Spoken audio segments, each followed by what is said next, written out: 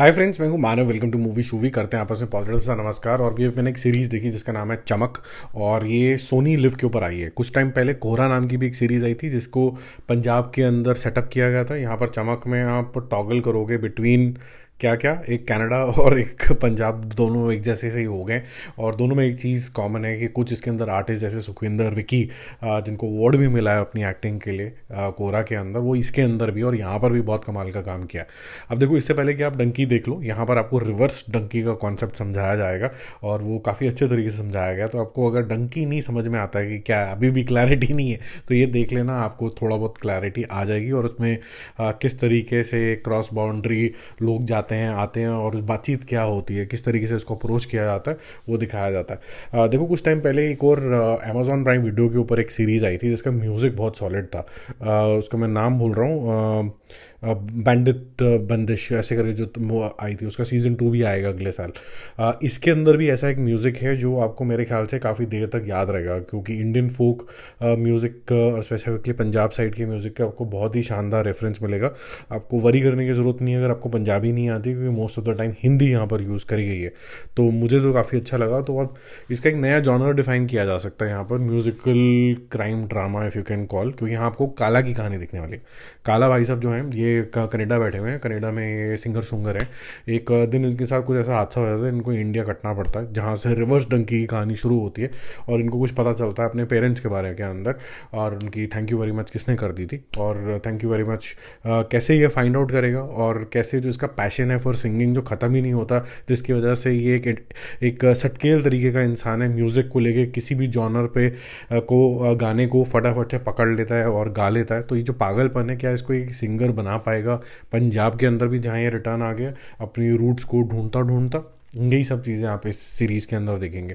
देखो, इसका मेन जो हाईलाइट है वो है दो तीन चीज़ें। एक है पंजाब का सेटअप, दूसरा उनकी सोच जो है, और तीसरा जिस तरीके के गाने यहाँ पर दिखाए गए हैं, तो वो आपको यहाँ पर काफ़ी ज़्यादा मेजमराइज करेंगे। और काला का जो कैरेक्टर है वो काफ़ी अच्छे तरीके से लिखा गया है।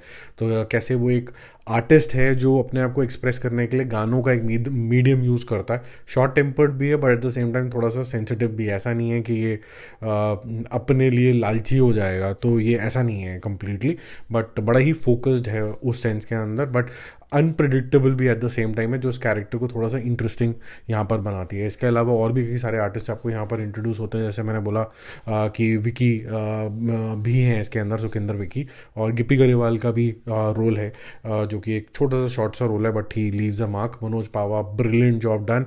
और इवन ईशा तलवार मुझे यहाँ पर बहुत अच्छी लगी। वो काफ़ी अच्छी चीज़ें यहाँ आपको दिखती हैं।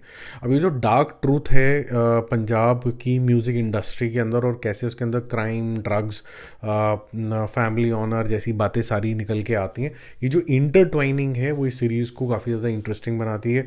यहाँ पर कुछ भी प्रीची नहीं रखा गया, यहाँ पर किसी के ऊपर उंगलियाँ नहीं उठाई गई हैं, जो चीज़ मुझे अच्छी लगी, जिसकी वजह से इंटरेस्टिंग बहुत हो जाता है। अब क्या है कि ऐसा नहीं है कि ये सीरीज़ बिल्कुल बढ़िया बनी है। इसको बहुत ही कन्वीनियंट तरीके से क्रिएटिव लीव्स भी लिए गए, जैसे कि इसका वापस आने का तरीका, बहुत सारी गेम ऑफ लक, जहाँ पर ये बचता चला जाता है इतने बड़े क्राइम की दुनिया के अंदर। तो आपको ऐसा लगता है कि इसका बहुत ही कन्वीनियंट सा मामला हो गया। और तीसरा, ऐसा कम ही आपने रियल लाइफ में आर्टिस्ट देखे होंगे जो इतना वेरिएशन रखते हैं ज़िंदगी के अंदर, कि किसी भी तरीके के जॉनर के अंदर टॉगल कर जाते हैं और इतना एक्सट्रीम पागलपन हो जाता है उसको गाने के लिए। तो ये एक क्रिएटिव लीप है। अगर आप इसको एडजस्ट कर लेते हैं अपने दिमाग में, तो आपको ये सीरीज़ अच्छी लगेगी और साफ़ सुथरी सी उस सेंस में आपको लगेगी। लेकिन जहाँ डार्कनेस है, वहाँ डार्कनेस दिखाने में शर्माए नहीं है। फॉर एग्जांपल ड्रग्स और उसके साथ क्या क्या अब्यूज़र्स साथ में आते हैं और उसके कॉन्स क्या क्या आते हैं। ओवरऑल बेसिस पे ये डिसेंट वॉच है और एक अच्छा अटेम्प्ट है म्यूज़िक के साथ एक क्राइम ड्रामा को अंजाम देने का, और कुछ नए कॉन्सेप्ट जो जैसे डंकी वगैरह के, रिवर्स डंकी के कॉन्सेप्ट हैं, वो हमारे तक लाने का। ठीक है, बाकी जल्दी मिलते हैं और व्यूज़ और अपडेट्स के साथ। जाते थे बता दूँ, सिर्फ 6 ही एपिसोड हैं इसके, कोई ज़्यादा एपिसोड नहीं है।